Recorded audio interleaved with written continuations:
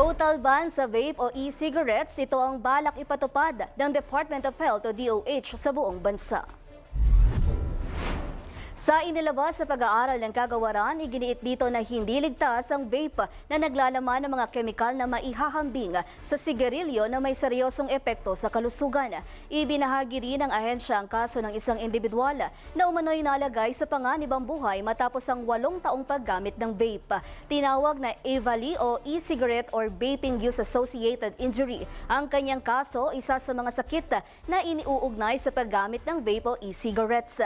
Bahagi ang kampanya ng pinaigting na laban sa tobacco at nicotine products para maprotektahan lalo na ang kabataan laban sa nicotine addiction. Ayon sa DOH, Pilipinas, Malaysia at Indonesia na lang ang bansang hindi ipinagbabawal ang vaping o e-cigarette products.